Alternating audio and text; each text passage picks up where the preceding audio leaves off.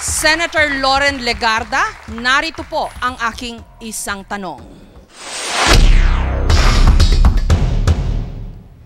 Kung susuriin po ang inyong record bilang politiko, matingkad po na paiba-iba ang inyong mga alliances. Lakas kayo nung una, nung kinuha kayo ng FVR from journalism para pumasok sa politika. And then during the impeachment trial laban kay ERAP, kayo'y perceived to be anti-ERAP.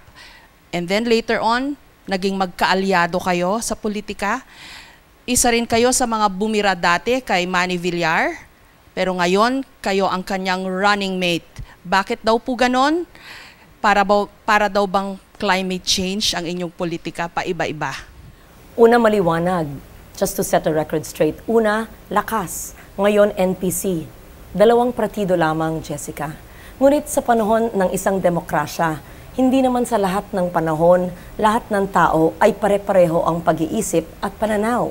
Sa demokrasya, ang mga tao ay hindi nagkakaisa sa lahat ng issue. Pati pagboto sa Senado, minsan hindi along party lines.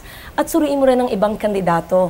Dati nasa kabinete ni GMA, naging kabinete ni ERAP, tapos bumalik na naman kay GMA. Hindi ko sinasabing yan ay tama. Ibig ko sabihin, yan ay isang multi-party system na sistema kung saan ang mga tao ay iba-ibang alliances, hindi ibig sabihin political butterfly.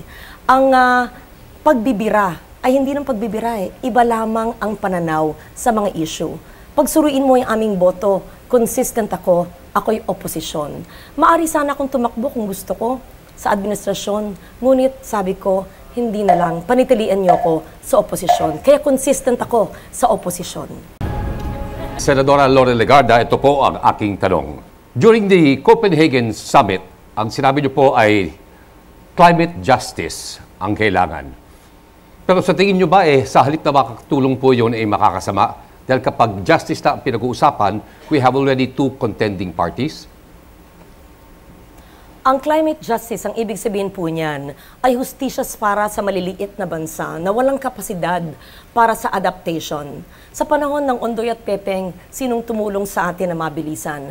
Kung meron pong Climate Adaptation Fund, ang buong mundo para sa maliliit na bansa, and the Philippines as one of the 10 most vulnerable, ay mas madribo kumuha ng pondo para sa reforestation, para sa tulong sa trahedya. Yun po ang tinatawag na climate justice para sa maliit na bansa ng Maldives, para sa malaking populasyon ng Pilipinas, ngunit mahirap.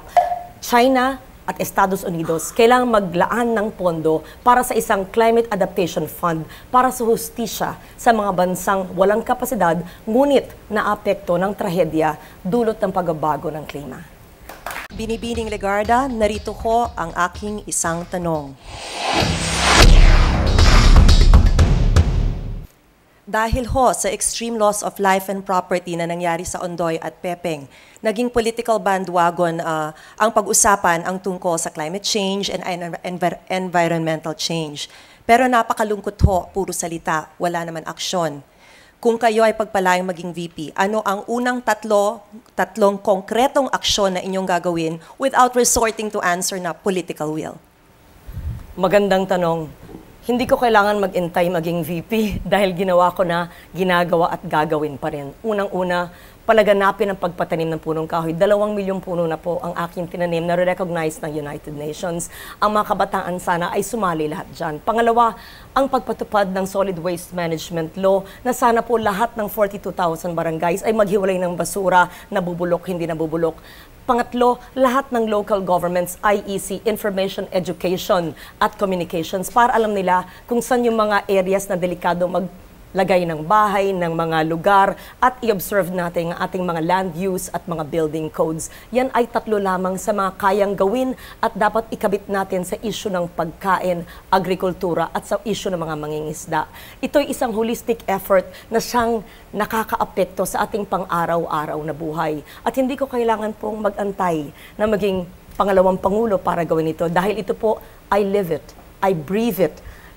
All my waking hours is dedicated towards the improvement of knowledge on climate adaptation and disaster risk reduction, which is very much connected to each and every aspect of our everyday life.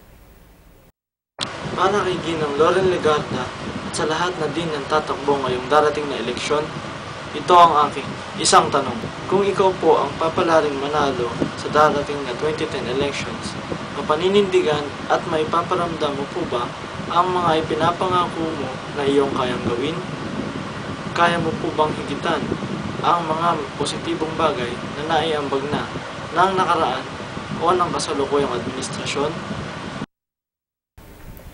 Alam nyo, sa 20 taon ko bilang isang public servant, mamamahayag at 12 years sa Senado, ay siguro nasagot ko na sa aking mga actions ang katanungan niya kung kaya ko bang magawa ang mga problema ng ating bansa dahil naintindihan ko po ang problema sa Mindanao. At alam ko that it is a developmental problem. Alam ko yung problema ng gutom, na kalahati ng populasyon ay walang makain at kailangan biglang suporta ang agrikultura. Alam ko ang problema ng mga guro, ng mga polis, mga sundalo dahil gumawa na ako mga batas para itaas ang kanilang antas ng kabuhayan. Kaya marami pa po akong magagawa maliban sa mga batas at proyekto kung ako'y nasa executive department. So ang aking karanasan po bilang mamamahayag at 12 years in the Senate ang siyang makakatulong po para mabigyan ng katuparan ang aking adikaing makatulong ng lubos sa ating mga mamamayan. Narito po ang aking isang tanong. Bakit po tumatakbo kayo sa pagka-vice presidente? Bakit hindi sa pagka-presidente? Kami ni Senator Cheese, ang aking minamahal na inaanak, ay isang partido lamang, NPC.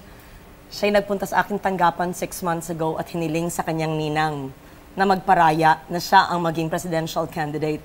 Bagamat ako'y handa na tumakbo sa aking plataforma na maliwanag, na makatao, makabayan, makakalikasan, pinag-usapan namin para hindi mahati ang partido, nagparaya ako kay Cheese. Ngunit nagdesisyon siya eventually na wag na lamang tumakbo at umalis sa partido. Pero ang pagiging vice-presidente ay mahalaga dahil dapat kasing galing ka ng presidente. Ako'y nanatili sa oposisyon at nakipag-alyansa kay Senator Manny Villar na siyang miyembro din ng oposisyon na tumatakbo bilang presidente. Salamat, Senador.